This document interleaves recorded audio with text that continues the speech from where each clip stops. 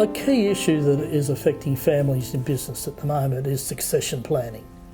And everybody talks about succession planning, and once again, the research from PricewaterhouseCoopers and Family Business Australia is suggesting that only 43% of families in business have actually addressed the issue of succession planning. Now, just because they've addressed it doesn't mean to say they've solved the problem. So it's often that a sudden death occurs, and I can give an example of a founder and a very successful business, but he didn't have a succession plan in place. And he had 3 children who were going to take over the business, but without a plan. Now, fortunately, they had somebody who was able to guide them through the issues in that very stressful time from when the founder died to when they got back on their feet. And as a result, they employed an external CEO. They sat down as a family and they worked out how the family was going to manage the business in the future. And I was part of that as well. And that was once again going back to my issue about having conversations. Because their father had never sat down and had a conversation, well, what if I died tomorrow? Now, I have a real live example, and it happened to myself and to my siblings, where our father had a very successful business. And when he died, there was nothing written down.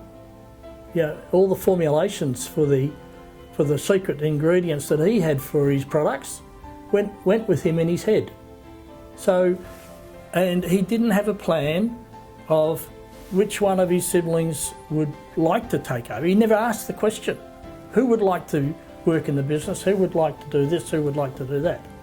As it turned out, we lost that business because the state trustees took over the running of the estate, and that business was put up for tender, and we were unsuccessful in the tender. Now, that's just an example of something that's happened to me. If I had have had access, or we as a family had access to somebody that could guide us through that, I don't think we would have had the same result.